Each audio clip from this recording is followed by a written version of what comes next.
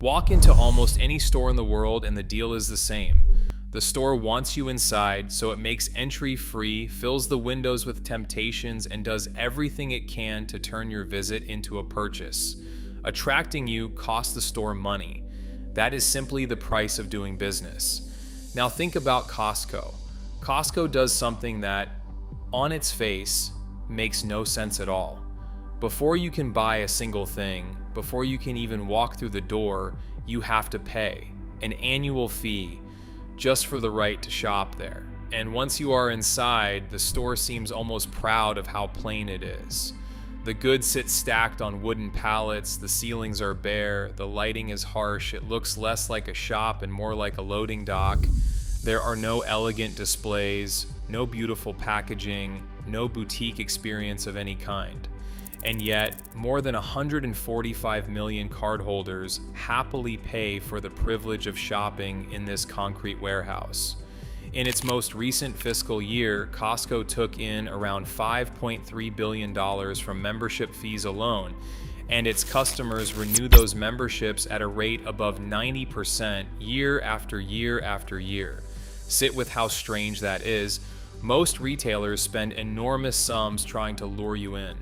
Costco makes you pay first, offers fewer products than a normal supermarket, barely advertises at all, and its customers reward it with a level of loyalty that most retailers spend decades trying to earn. Because everything about modern retail says this should never work. The easy explanation is that Costco is just cheap. But that answer falls apart the moment you look closely, because plenty of stores are cheap. Walmart is cheap. Aldi is cheap. Amazon can be cheap. Cheap is everywhere. Costco is doing something far more clever and far more deliberate. It has built an entire business around one remarkably simple idea: that sometimes the best way to make people spend more over the years is to convince them every single visit that you are helping them spend less today. This is the second case file in our look at the invisible empires that quietly shape the way we live and buy.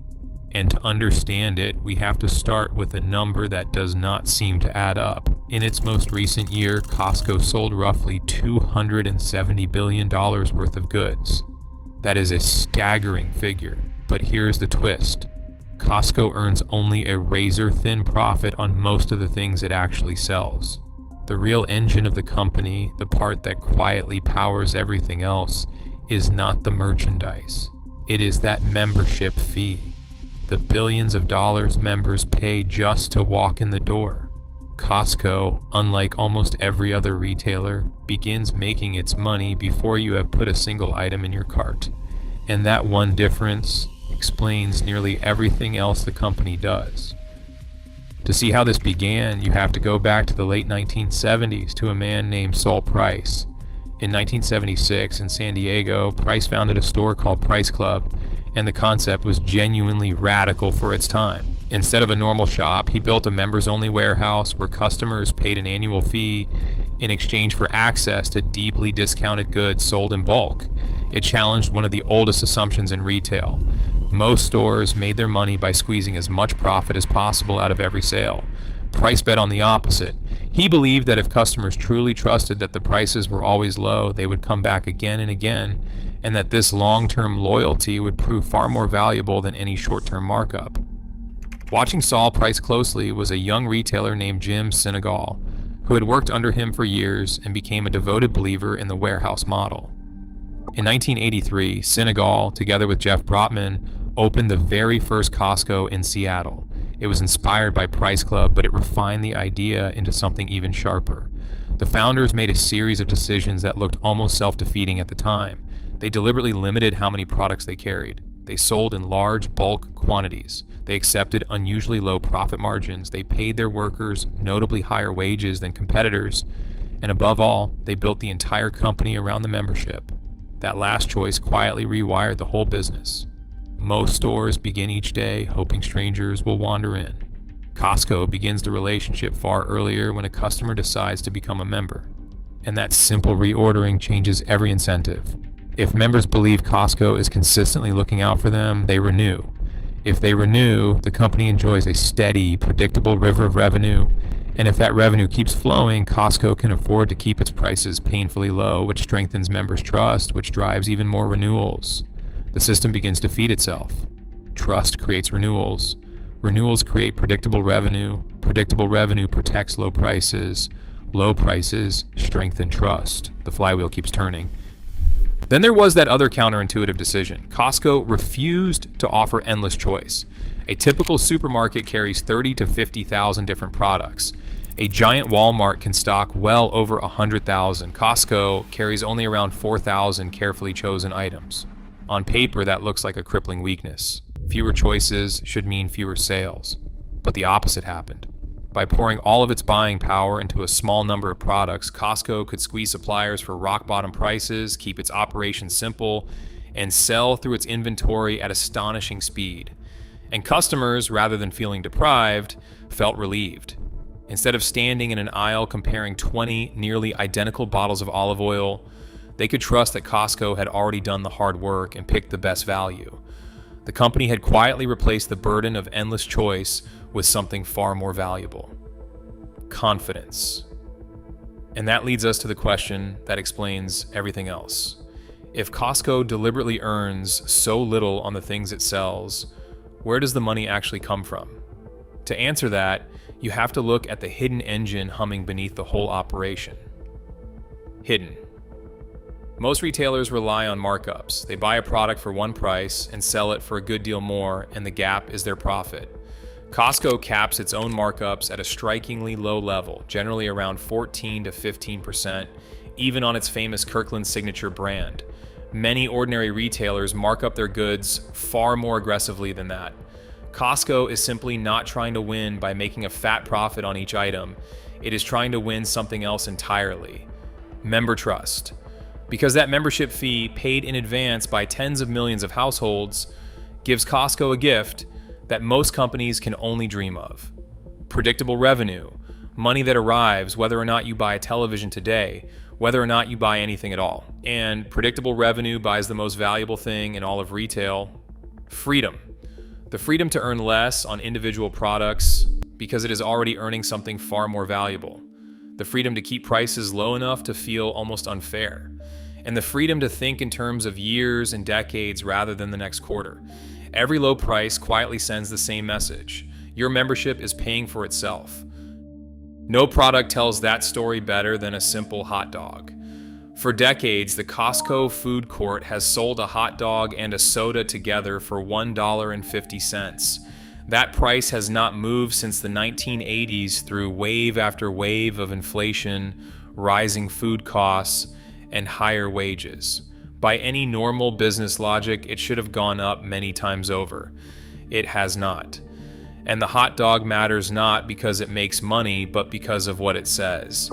There is a well-worn story inside Costco that a chief executive once asked co-founder Jim Sinegal whether they should finally raise the price. Sinegal's reported reply has become legend. "If you raise the price of the hot dog," he said, "I will kill you." Whether or not those were his exact words, the story captures something true about the company.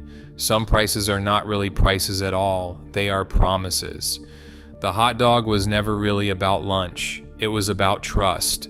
Every time a member walks past that unchanged little sign, they receive one more quiet reminder that Costco is willing to give up easy profit to keep faith with them.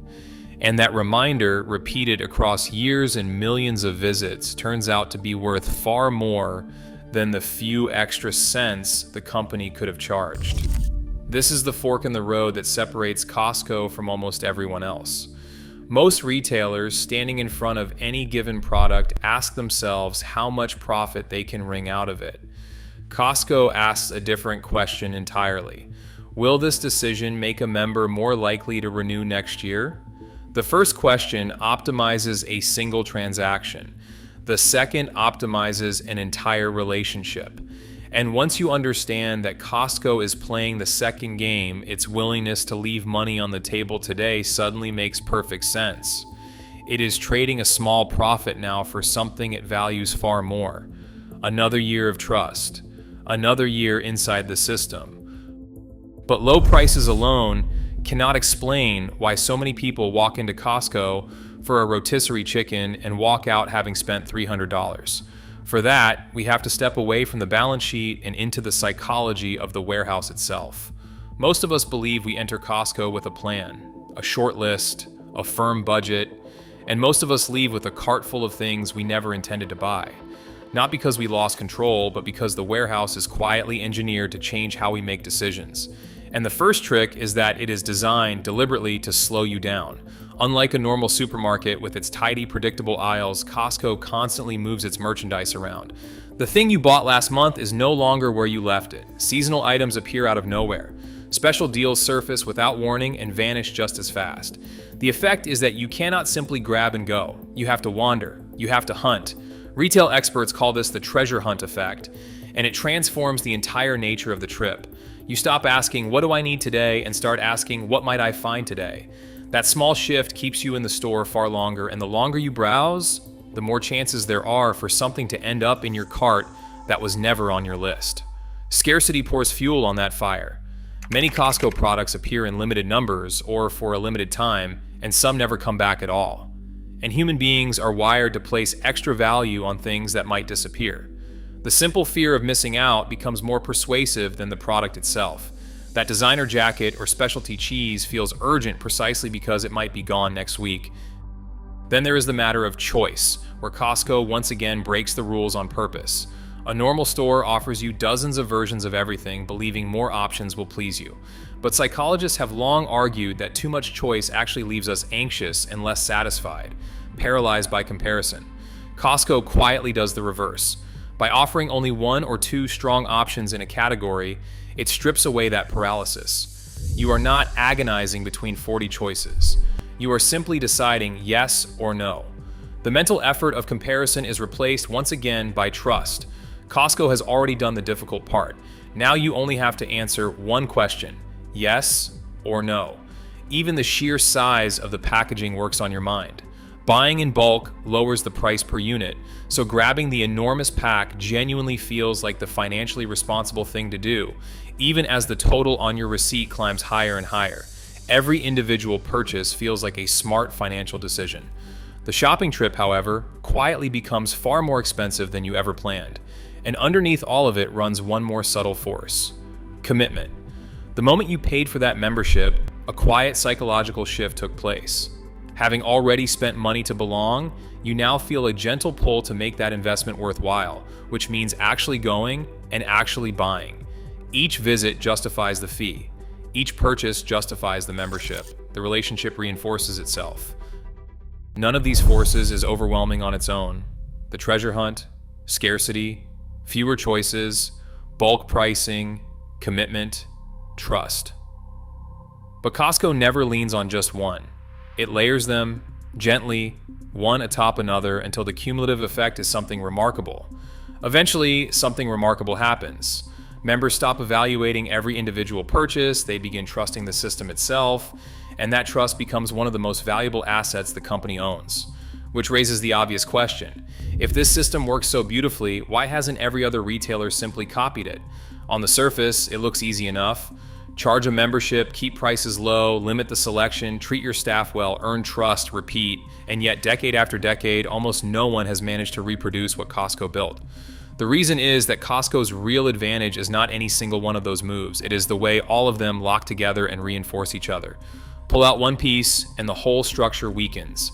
Consider the membership fee. Plenty of companies have launched paid loyalty programs.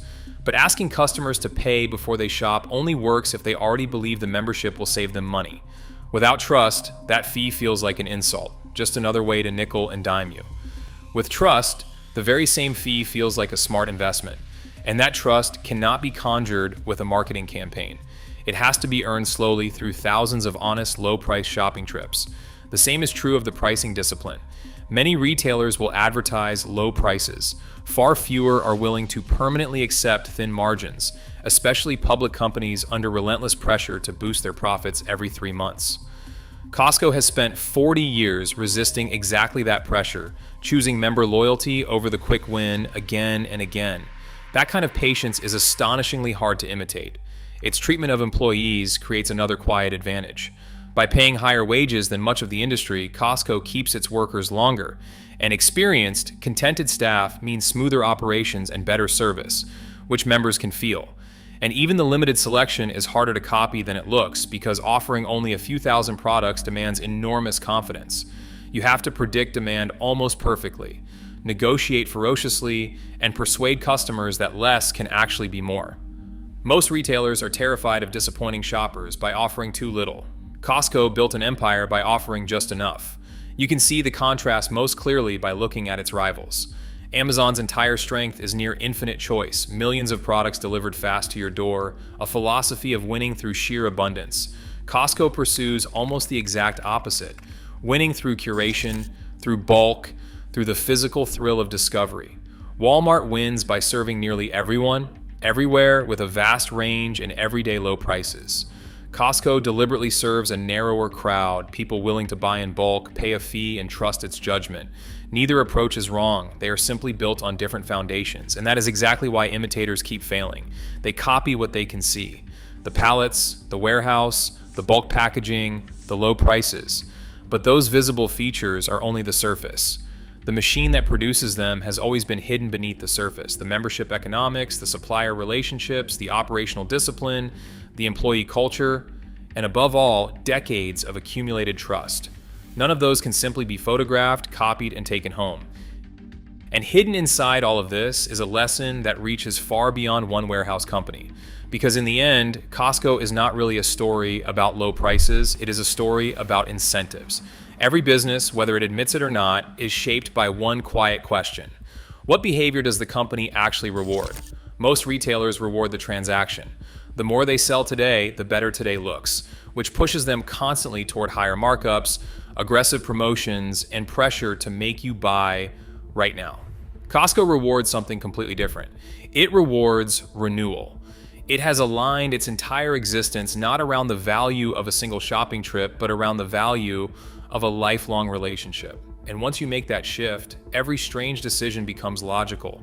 The thin margins, the high wages, the tiny selection, even that stubborn $1.50 hot dog, every one of them protects the same precious goal. Give the member one more reason to come back next year. That principle stretches into every corner of the modern economy. Streaming services quietly optimize for the hours you watch. Social networks optimize for the moments you engage. Airlines optimize for filled seats. In every industry, the visible product distracts us from the invisible engine actually driving the business. Customers usually focus on the product. Great companies focus on the system surrounding the product. Because products create transactions, systems create relationships. Costco also reveals a final truth that grows more valuable every year. Trust in business works like a hard financial asset all its own. Every promise kept, every fair price, every honest visit compounds over time, quietly generating returns that rivals find nearly impossible to match.